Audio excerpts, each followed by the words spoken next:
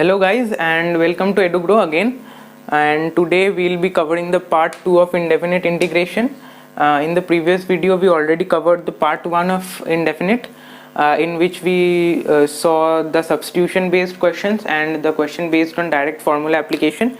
And in this video, the part 2, we'll be covering IBP and partial fractions. Okay, so let's say we start with IBP, and in IBP what we have is that if you are told to integrate two functions of x, I mean ux, like this, ux is a function of x and vx is also a function of x. You are told to integrate their product with respect to dx, and you don't find any other way of integrating, like using the substitution or the direct formula application, then you go for IBP. Okay, in IBP you have this formula, which is integration of ux into vx dx equals to now ux is the first function, remember, and vx is the second function. We will be talking about what function to take as the first and the second. Okay,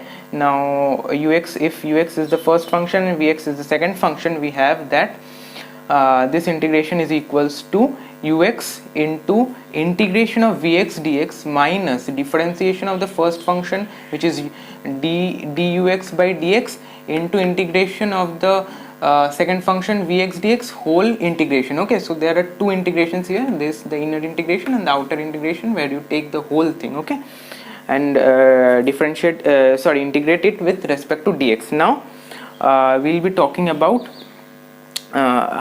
which function to take as the first function and which to take as the second function. Okay, for this we follow a rule which is called the Eilert rule. We follow this rule which is called the Eilert rule. Okay, which is called the Eilert rule. Now Eilert stands for in Eilert, I stands for inverse, L stands for logarithmic, A stands for algebraic, T stands for trigonometric, and E stands for exponential. So if I have to write this, I would write it as inverse, A as algebraic, okay, sorry, L as logarithmic, A as algebraic, T as trigonometric, and E as exponential. Okay, functions. So we follow this rule. Now this order, if suppose we have the product of a function of inverse function and of algebraic function, so the first function will be the inverse function and the second function will be the algebraic function. Okay, and similarly we in this rule via in this order we take the first function, okay, and the left out function will be obviously the second function. Okay, so अब हम लोग एक example देख लेते हैं इसका IBP का, जो मतलब सबसे स्टैंडर्ड एग्जांपल है, सभी कोचिंग में या ट्यूशन्स में करवाया जाता है. तो इसका तो ln x dx, हाँ, तो ln x dx का डायरेक्ट कोई इंटीग्रेशन नहीं होता, मतलब तुम सब्स्टिट्यूशन से भी नहीं कर सकते, फॉर्मूला तो है ही नहीं ln x का. ठीक है, तो फिर हम लोग कैसे करते हैं इसे. देखो, अगर हम इस इंटीग्रेशन को ऐसे ले लें 1 इंटू ln x dx, मैं ln x को 1 इंटू ln x dx ले सकता हूँ ना, क्योंकि 1 into something is something. Okay, and now we have the product of two functions, which is 1, which is a constant function, and ln x, which is a logarithmic function. So my first function will be this, which is the ux, and my second function will be this, which is the vx. Okay, dx. All right, so if I have my ux and I have my vx, if I apply this formula now, I'll get ln x u into integration of v dx, right, minus du by dx, मतलब d of ln x by dx into तुम्हारा integration of dx 1 और 1 dx whole dx integration. Alright, so अब ये मिलेगा हमें. तो अगर मैं इसको मतलब इंटीग्रेट करूँ तो मुझे मिलेगा ln x इंटू एक्स यहाँ से, और माइनस में मेरा आएगा इंटीग्रेशन ऑफ ये ln x का डिफरेंशिएशन होता है 1/x और dx का इंटीग्रेशन होता है x, इसका होल मुझे इंटीग्रेट करना है इसे, ठीक है। तो अगर मैं इसे इंटीग्रेट कर दूं तो मैं डायरेक्टली लिख रहा हूं, मुझे मिलेगा x ln x minus x plus C integration constant, ठीक है। इसका तो कट के 1 हो जाएगा और dx का इंटीग्रेशन x होता है, ठीक है। तो ln x को हम ऐसे इंटीग्रेट करते हैं, ऑलराइट। तो ये फॉर्मूला, हाँ, तो अब हम लोग सेकंड क्वेश्चन में मूव करते हैं आईबीपी का। तो आईबीपी का ये मैंने थोड़ा यूएक्स को यू और वीएक्स को वी लिख दिया, तो याद रखने में आसानी होगा, और आईलेट तो है ही, ठीक है। तो फिर अब देखो सेकंड क्वेश्चन में हम लोगों को दिया है कि sec cube x d x. अब सेक क्यूब एक्स का तो हमें डायरेक्ट इंटीग्रेशन नहीं पता, सब्स्टिट्यूशन से भी नहीं कर सकते, ठीक है। तो फिर हम लोग इसको देखो थोड़ा सा अगर रीअरेंज करें तो ये हो जाएगा मेरा sec x into sec square x d x, है ना। सेक क्यूब एक्स को हम ऐसे लिख सकते हैं। तो अब देखो कौन सा मुझे u पकड़ना है, कौन सा मुझे v पकड़ना है, यही मेन चीज़ है। तो अब देखो मेरा जो सेक स्क्वायर एक्स है उसका इंटीग्रेशन मुझे पता है, और इंटीग्रेशन किसका होता है, v का, और यहाँ पे भी v का, तो इसको मैंने v पकड़ लिया। और डिफरेंशिएशन मुझे सेक एक्स का पता है, ठीक है, तो इसको मैंने u पकड़ लिया, इसका डिफरेंशिएशन होगा यहाँ पे, ऑलराइट। तो अगर मैं नेक्स्ट स्टेप लिखूँ तो मेरा ये हो जाएगा, तो मैं डायरेक्टली लिख रहा हूँ u into integration of v dx, ठीक है, माइनस जो है वो हो जाएगा इंटीग्रेशन ऑफ तुम्हारा d u by d x which is d of sec x by d x, ठीक है, into integration of sec square x d x और इसका होल का इंटीग्रेशन, ठीक है। ये तुम्हारा है d sec x by d x into integration of sec square x whole d x, ठीक है। तो नेक्स्ट स्टेप में हम लोग क्या करेंगे, देखो तो सेक एक्स तो ऐसा ही रहेगा, और सेक स्क्वायर एक्स का इंटीग्रेशन हमें पता है होता है tan एक्स, ठीक है, माइनस जो इंटीग्रेशन है वो सेक एक्स का डिफरेंशिएशन होगा सेक एक्स tan एक्स, ठीक है, और वो सेक स्क्वायर एक्स का जो इंटीग्रेशन होगा वो होगा tan एक्स। तो tan x into tan x हो गया tan square x d x, ठीक है। अब देखो नेक्स्ट स्टेप में हम लोग क्या करेंगे, हम लोग इसको जो है ये वाला जो tan स्क्वायर एक्स है, इसको अगर मैं यहाँ पे सेक स्क्वायर एक्स माइनस 1 से रिप्लेस कर दूँ, dx हो गया, तो फिर मुझे क्या मिलेगा नेक्स्ट स्टेप में, मुझे मिलेगा sec x into tan x minus तुम्हारा सेक क्यूब एक्स, ठीक है। अगर मैंने ब्रैकेट खोल दिया तो minus integration of sec x d x, हाँ। तो ये वाला देखो, ये वाला original integration sec cube x है, ये भी सेक क्यूब एक्स है। तो अगर मैं इसको आई कह दूँ, इसको अगर मैं आई कह दूँ तो ये वाला भी आई हो गया मेरा। तो नेक्स्ट स्टेप में मैं क्या लिख सकता हूँ, I equals to sec x into tan x minus तुम्हारा आई, और ये वाला देखो ये माइनस माइनस तुम्हारा प्लस हो जाएगा ना, ठीक है। तो फिर मैं इसको प्लस में लिख सकता हूँ, सेक एक्स का हम लोगों को इंटीग्रेशन पता है वो क्या होता है, ln तुम्हारा होता है, मैंने पहले फॉर्मूला में तुम लोगों ने क्या होगा, ln sec x plus tan x होता है, ठीक है, प्लस सी ऑब्वियसली। तो तुम्हारा ये वाला आई अगर आ गया इधर तो 2i हो जाएगा। तो i तुम्हारा होगा जो कि integration of sec cube x है, तुम्हारा क्या हो जाएगा, sec x plus sec x into tan x plus तुम्हारा ln sec x plus tan x divided by 2, ठीक है ना। और इंटीग्रेशन तुम्हारा c डैश हो जाएगा, क्योंकि c बाई 2 आएगा तो वो इंटीग्रेशन तुम्हारा c डैश हो जाएगा, ठीक है। ओके, तो फिर ये हो गया तुम्हारा सेकंड। तो अब हम लोग थर्ड और फोर्थ क्वेश्चन देखेंगे। तो थर्ड क्वेश्चन में दिया हुआ है कि integration of cos inverse x divided by x cube dx, ठीक है। तो अब देखो ये इस क्वेश्चन में हम लोग दोनों यूज़ करेंगे, सब्स्टिट्यूशन भी यूज़ करेंगे और आईबीपी भी यूज़ करेंगे, ठीक है। तो पहले हम लोग सब्स्टिट्यूशन कर लेते हैं। अगर मैं कॉस इनवर्स एक्स को टी मान लूँ, ठीक है, तो मेरा जो है एक्स हो जाएगा मेरा कॉस टी हो जाएगा, अगर दोनों साइड में कॉस से कॉस ले लूँ तो। और मेरा जो dx है वो हो जाएगा minus of sine T D T, है ना। तो ये हो जाएगा मेरा, ऑलराइट। तो ये हो जाएगा। अब ये इसको सपोज अगर मैं i पकड़ लूँ तो i को मैं लिख सकता हूँ कि कॉस इनवर्स x तो मेरा है t, और एक्स क्यूब है मेरा कॉस क्यूब t, ठीक है। और इनटू जो dx है वो मेरा माइनस बाहर आएगा, वो है मेरा साइन टी डी टी, है ना।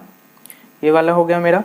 और नेक्स्ट स्टेप में मैं लिख सकता हूँ माइनस बाहर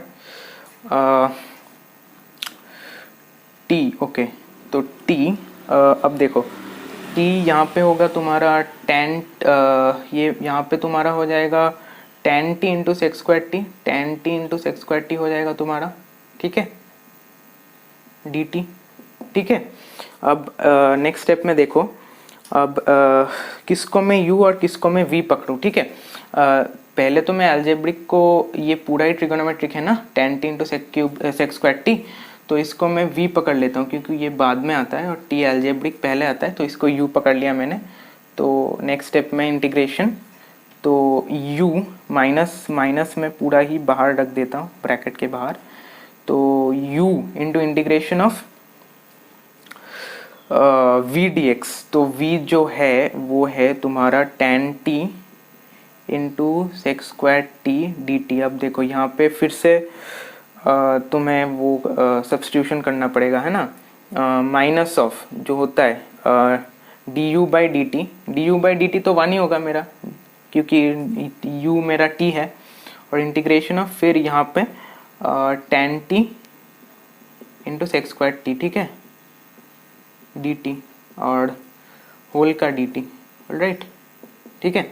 तो अब देखो यहाँ पे जो है, यहाँ पे मैं फिर से वो टेन टी को u पकड़ लेता हूँ, टेन टी को मैं u पकड़ लेता हूँ, ठीक है। अब मेरा sex square T D T, sex square T D T हो जाएगा मेरा डी यू। तो ये वाला जो इंटीग्रेशन है, अब देखो ये वाला जो इंटीग्रेशन है, टेन टी को मैं u लिखूंगा, ओ सॉरी मैंने u तो लिया है ना, नहीं u मतलब यहाँ पे, तो फिर मैं z ले लेता हूँ, ठीक है, z ले लेता हूँ। तो ये हो जाएगा dz मेरा, ठीक है, ऑलराइट। तो dz, टेन टी को मैंने लिया z और sex square T D T हो गया मेरा dz, ठीक है। तो अब देखो ये वाला जो टेन टी है ये तो हो गया मेरा z, और जो sex square T D T है मेरा हो गया dz। तो ये हो गया इंटीग्रेशन z dz। तो मेरा जो आएगा वो है ये वाला जो इंटीग्रेशन आएगा मेरा, अगर मैं z से रिप्लेस कर दूँ, सब्स्टिट्यूट कर दूँ t को, तो फिर मेरा जो आएगा z स्क्वायर बाई टू आएगा ना, z square by two, z dz z square by two आता है। तो अब z मेरा क्या है, टेन टी है। अब टेन टी अगर हुआ मेरा तो फिर टेन टी, तो ten square into ten square तुम्हारा हो जाएगा ten square T divided by two, ये z स्क्वायर बाई टू है। ये वाला जो इंटीग्रेशन पूरा है माइनस तुम्हारा हो जाएगा, यहाँ पे भी तुम्हारा वो देखो ये तुम्हारा पूरा dt है। तो अब इधर देखो, तो हाँ पूरा dt मैंने लिया है पहले, ठीक है। तो ये वाला जो है, ये वाला तो मैंने पहले ही बताया था, ten square T by two है, ठीक है। अब फिर से तुम्हारा टू बाहर आएगा, तो फिर ये वाला, सिर्फ मैं इस इंटीग्रेशन की बात कर रहा हूँ, ये वाला जो इंटीग्रेशन है, तो ये z स्क्वायर बाई टू आएगा, z को मैंने फिर से रिप्लेस करूँगा तो ten square T by two आएगा, ठीक है। तो मेरा जो फाइनल इंटीग्रेशन आ जाएगा वो है, ये तो वन है, तो वो हो जाएगा ten square T by two, तो हाफ को मैं बाहर ले लेता हूँ और ये बाहर dt ही रहेगा, ठीक है, ऑलराइट। तो अब मैं थोड़ा ये वाला रिमूव कर देता हूँ, स्पेस नहीं बचा है, ठीक है। तो ठीक है, ये तुम्हारा हो गया। और ये वाला जो नेक्स्ट स्टेप में मैं लिखूँगा वो है कि माइनस को अगर मैं अंदर ले लूँ तो minus T into ten T divided by two, ठीक है। और प्लस माइनस माइनस प्लस होता है, हाफ, अब ये वाला देखो, ये वाला हाफ मैंने बाहर ले लिया था, तो ये वाला हो जाएगा मेरा sec square t minus one, ठीक है। Sec square t minus one क्या होता है, सेक स्क्वायर टी का इंटीग्रेशन होता है tan t, right, minus one, और माइनस इसका हो जाएगा टी, ठीक है, प्लस सी। मैंने डायरेक्ट इंटीग्रेशन कर दिया टेन स्क्वायर टी का, तो तुम याद भी रख सकते हो इसे डायरेक्टली फॉर्मूला जो है, तो यही आ जाएगा तुम्हारा यही। अब देखो मैंने क्या रिप्लेस किया था, टी को मैंने कॉस इनवर्स एक्स पकड़ा था पहले जो है, मतलब फर्स्ट सब्स्टिट्यूशन में, तो फिर से मुझे एक्स के टर्म्स में ही आंसर देना है। तो अगर मैं एक्स के टर्म्स में आंसर देना चाहूँ तो मैं टी को कॉस इनवर्स टी लिख सकता हूँ, ठीक है, टी को कॉस इनवर्स टी लिख सकता हूँ। अब टेन टी क्या होगा मेरा, अब ये देखो मेरा जो था एक्स था मेरा कॉस टी, ठीक है। अब अगर एक्स मेरा कॉस टी हो गया तो टेन टी मेरा हो जाएगा, टेन टी मेरा हो जाएगा sine t divided by cos t, वो है तुम्हारा under root one minus x square divided by x, under root ये वाला साइन टी है, ठीक है। तुम इजीली कर सकते हो इसे, उतना मतलब हार्ड नहीं है। One minus x square divided by x, और नीचे तो टू ही रहेगा, ठीक है, और प्लस में हाफ इन टू ये टेन टी, फिर टेन टी या ये लिखूंगा मैं जो कि है तुम्हारा under root one minus x square divided by x minus t, और टी है मेरा कॉस इनवर्स एक्स, ठीक है, cos inverse x plus c, alright. तो ये तुम्हारा फाइनल आंसर हो गया, सॉरी ये कॉस इनवर्स एक्स होगा, कॉस इनवर्स एक्स इंटू ये प्लस हाफ इंटू वो, ठीक है, प्लस सी, ठीक है। तो ये तुम्हारा थर्ड क्वेश्चन था, ये अच्छा क्वेश्चन था। हम लोगों ने 2 बार सब्स्टिट्यूशन यूज़ किया और 1 बार आईबीपी यूज़ किया, ठीक है, और फिर जो फाइनल एक्स में है उसी के टर्म्स में आंसर दे दिया हम लोगों ने, ठीक है। तो ये क्वेश्चन बहुत अच्छा था, इसको तुम मतलब प्रैक्टिस कर सकते हो 2-3 बार। हम लोग जो मूव करेंगे वो है फोर्थ क्वेश्चन में। अच्छा, तो ये था मेरा u into v d x, alright, ठीक है, ये मेरा था u into v d x. तो फोर्थ क्वेश्चन में हम लोग मूव करते हैं। फोर्थ क्वेश्चन में दिया है integration of cos inverse of 1/x dx, ठीक है। तो इसमें हम लोग क्या करते हैं, अब देखो इसका तो डायरेक्ट इंटीग्रेशन हमें नहीं पता, ठीक है, तो मैं फिर वही जो ln x में क्या था, मैं 1 इंटू कॉस इनवर्स एक्स ले लूँगा, कॉस इनवर्स 1/x dx ले लूँगा मैं, ठीक है। अब तो इनवर्स है तो ये ऑब्वियसली u होगा, और ये अलजेब्रिक है तो v होगा, ठीक है। तो मैं डायरेक्टली अब फॉर्मूला लिखता हूँ u into integration of v d x, integration of v d x मेरा x है, माइनस जो है वो है मेरा integration of d u by d x. अब देखो d u by d x क्या है मेरा, तो d of cos inverse 1/x divided by d x है। अब जो कॉस इनवर्स एक्स है उसका तुम्हें डिफरेंशिएशन पता है, वो क्या होता है, minus one divided by 1 minus x square होता है, 1 माइनस, और यहाँ पे x है 1 माइनस 1/x, तो 1/x का होल स्क्वायर होता है, ठीक है। ये देखो x है मेरा 1/x, तो under root 1 minus x square, तो 1/x का होल स्क्वायर जो कि है 1/x स्क्वायर, ठीक है। तो अब ये तो तुम्हारा चेन रूल से होगा ना, क्योंकि x तो तुम्हारा x मैंने 1/x लिया है, तो d ऑफ 1/x भी होगा, तो यहाँ पे माइनस 1/x स्क्वायर होगा, ठीक है। तो कॉस इनवर्स 1/x का जो डिफरेंशिएशन है वो फाइनली आता है मेरा 1 divided by x square into, अगर मैं एलसीएम ले लूँ तो एक्स स्क्वायर माइनस 1, अब नीचे x रहेगा तो ये x है, ये एक x कट जाएगा, तो ये आता है finally 1 divided by x under root x square minus 1, ठीक है। तो फिर अब ये वाला तो d u by d x आएगा यहाँ पे, ये वाला टर्म आ जाएगा, एक्सप्रेशन आ जाएगा, x divided by x square minus 1 तुम्हारा हो गया, और जो integration of v d x, अब वी डी एक्स तो तुम्हारा x है, और इसका होल इंटीग्रेशन तो x से x कट गया, और ये वाला तो ऐसा ही रहेगा cos inverse 1/x into x, ठीक है, माइनस जो है, अब देखो 1 integration of under root 1/x square minus 1, ठीक है। ये तुम्हारा वो फॉर्मूला हो गया ना, ये integration of 1/√x² minus a² वाला फॉर्मूला। तो हाँ, तो अब हमारा जो लास्ट टेक्निक ऑफ इंटीग्रेशन है जो कि पार्शियल फ्रैक्शंस, उस पर मूव करेंगे। तो पार्शियल फ्रैक्शंस में क्या है, मैं एक तुम लोगों का जिस्ट दे देता हूँ। तो एक सपोज तुम्हारा ऊपर में फंक्शन रहेगा f(x) और डिवाइड में रहेगा लेट्स से lx, ये एक लीनियर फंक्शन है सपोज, और qx ये एक क्वाड्रेटिक है, और ये अनदर लीनियर है l1x, ठीक है। तो f(x) तुम्हारा ऑब्वियसली कोई भी हो सकता है, कांस्टेंट हो सकता है, लीनियर हो सकता है, क्वाड्रेटिक हो सकता है, कुछ भी हो सकता है, ठीक है। तो फिर तो हम लोग इस वाले को लिखेंगे a डिवाइडेड बाई lx। अब देखो लीनियर है, तो ये सपोज मैं ले लेता हूँ x, इसको मैंने ले लिया x और इसको मैंने ले लिया x+2, तो ये लीनियर है। तो लीनियर अगर होगा तो सिर्फ a आएगा, ठीक है, और a आएगा, ठीक है। और a b c d जो है वो इंटीजर्स है, ठीक है, वो इंटीजर्स है, सॉरी इंटीजर्स नहीं, वो मतलब फ्रैक्शंस भी हो सकते हैं, मतलब रियल नंबर्स है, real numbers, okay, real numbers, ठीक है।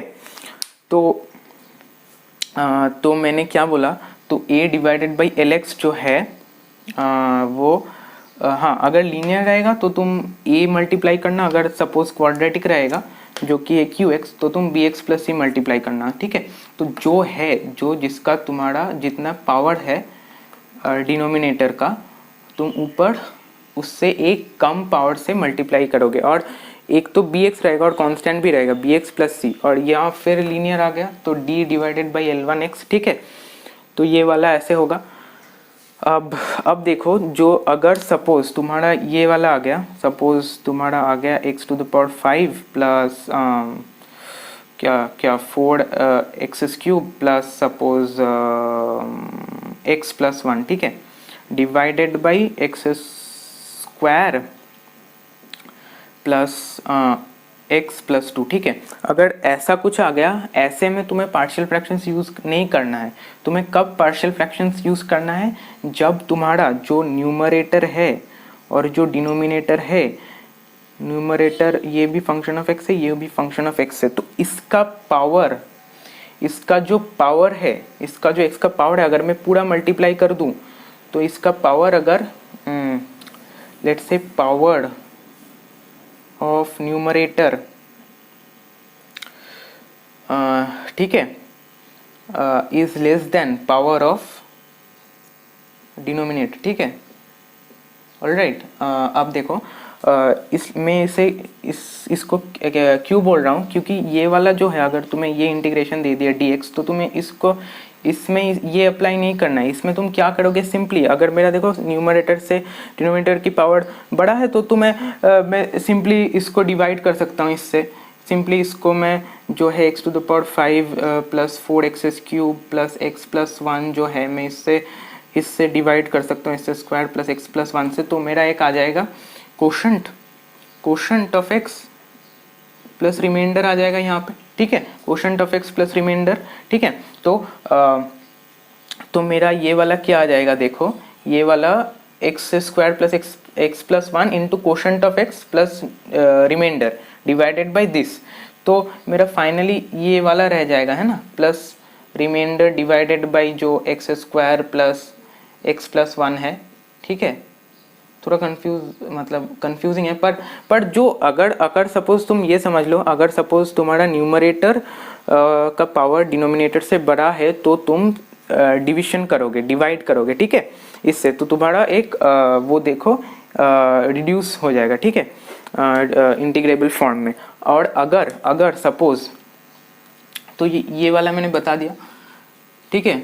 तो दो चीज़ आता है, कभी बहुत लोग क्या करते हैं, इसको तुम्हारा अगर न्यूमरेटर का पावर बड़ा भी रहे डिनोमिनेटर से, तो भी पार्शियल फ्रैक्शंस यूज़ कर देते हैं। अब उस समय में तो पार्शियल नहीं होगा, तो आंसर नहीं आता, ठीक है। अब देखो, अगर suppose power of numerator is less than power of denominator, तब तुम पार्शियल फ्रैक्शंस यूज़ करोगे, ठीक है।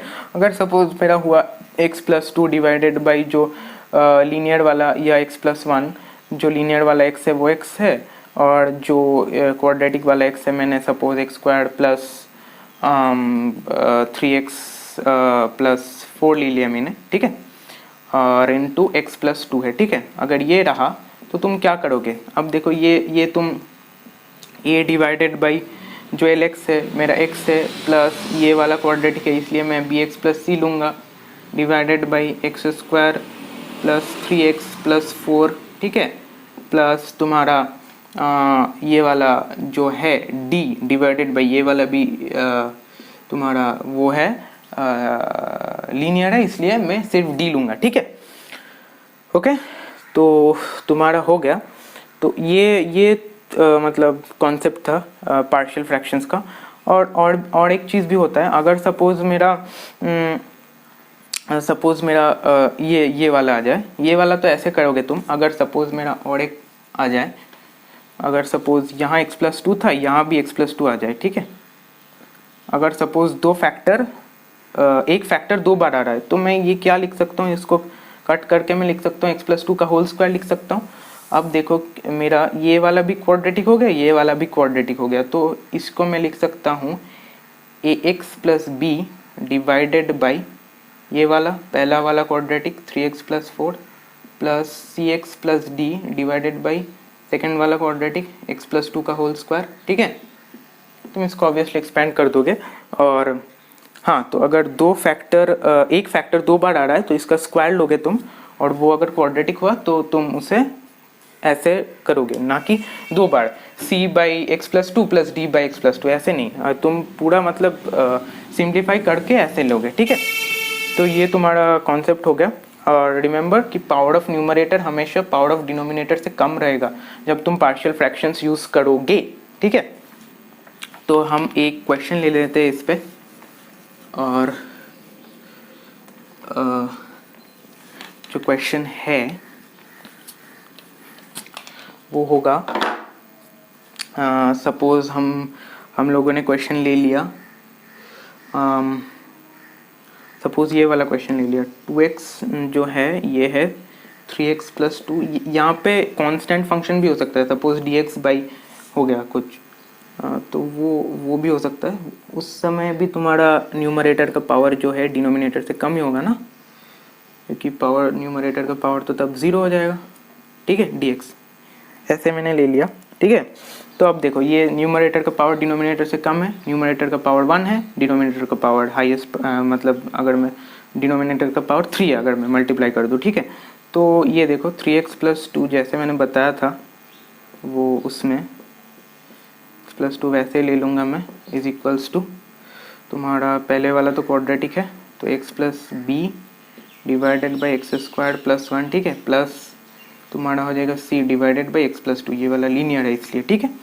तो अब देखो मैं इसको करता हूँ, ax प्लस बी आ जाएगा मेरा x प्लस 2, ठीक है, एलसीएम ले लिया मैंने, एक्स स्क्वायर प्लस 1, ये मतलब x square plus 1 into x plus 2।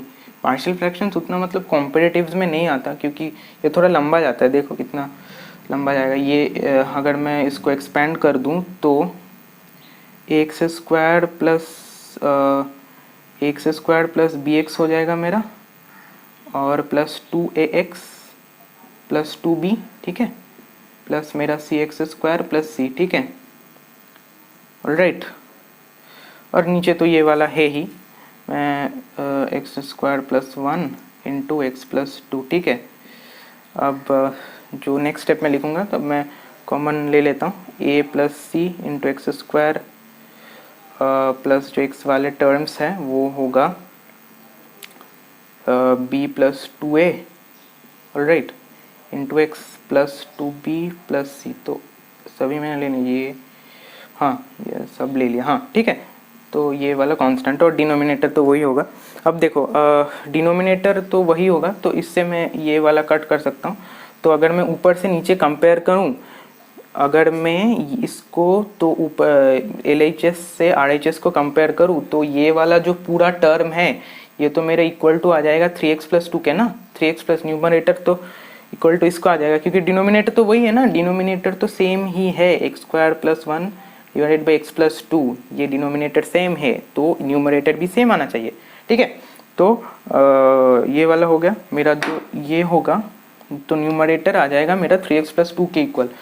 तो अगर इससे मैं कंपेयर करके इक्वेशंस निकालूँ तो a प्लस सी आ जाएगा मेरा 0, ठीक है, a प्लस सी मेरा आ जाएगा 0, a प्लस सी 0 आ जाएगा, एक्स स्क्वायर का कोई टर्म नहीं है, और b प्लस 2a आ जाएगा मेरा 3, और लास्ट में 2b प्लस सी आ जाएगा मेरा 2। अब देखो ये तो थोड़ा लेंदी जाएगा ये वाला, क्योंकि मुझे 3 इक्वेशंस दिए, 3 वेरिएबल्स है, उसको सॉल्व करना पड़ेगा। हाँ, तो ये देखो, अगर मैं ए और ये वाला इक्वेशन देखूँ, ये वाला इक्वेशन, ये वाला नहीं लगेगा, ठीक है। तो अगर मैं ये वाला देखूँ तो इससे मैं लिख सकता हूँ a इक्वल्स टू माइनस सी, है ना। तो फिर अगर मैं ये लिख दूँ तो यहाँ पे मेरा हो जाएगा 2b प्लस जो c है वो माइनस a हो जाएगा इक्वल्स टू 2, ठीक है, ये वाला हो जाएगा मेरा। हाँ, क्योंकि c है माइनस a, और अगर मैं इसको और इसको देखूं तो मैं इसको 2 से मल्टीप्लाई कर देता हूँ, b प्लस 2a इक्वल्स 3, और यहाँ से मेरा हो जाएगा 2 से अगर मैं मल्टीप्लाई करूँ 4b plus minus 2a equals 5, sorry equals 4, है ना, इक्वल्स 4 2, तो ये 7 हो गया, और ये वाला हो गया तुम्हारा 5b, ये वाला कट गया, ये वाला, तो मेरा b आ गया, मेरा b आ गया 7/5। अगर मेरा b 7/5 आ गया तो देखो मैं यहाँ से a और c निकाल सकता हूँ। तो मेरा यहाँ से मेरा a आ जाएगा 2b माइनस 2, ठीक है, 2b माइनस 2, तो 2b माइनस 2 क्या होता है, 14/5 माइनस 2, जो कि होता है तुम्हारा 4/5, ठीक है। तो a आ गया मेरा 4/5, और c को मैं कैसे, और c तो माइनस a है, तो c अगर माइनस a हुआ तो माइनस 4/5 आ जाएगा, ठीक है। तो a b c दोनों आ गया मेरा। अब ये मैं रिमूव कर देता हूँ, ठीक है, अब ये मैं रिमूव कर देता हूँ, तो ये वाला पूरा सॉल्व हो गया मेरा, ठीक है। अब देखो ax जो a है वो है मेरा 4/5x, और जो b है वो है मेरा 7/5, और जो मेरा c है वो है मेरा माइनस ऑफ 4/5, ठीक है।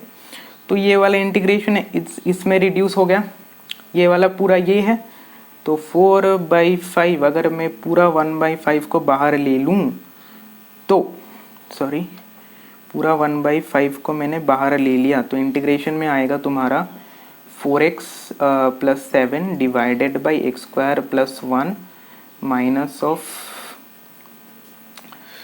4/x प्लस 2, ठीक है, dx, ऑलराइट, ये वाला आ जाएगा मेरा। हाँ, तो ये वाला आ जाएगा। तो अब तुम इसे इजीली इंटीग्रेट कर सकते हो, ये आएगा तुम्हारा 4ln x प्लस 2, ठीक है, और ये वाला तुम्हें एक्स स्क्वायर प्लस 1 को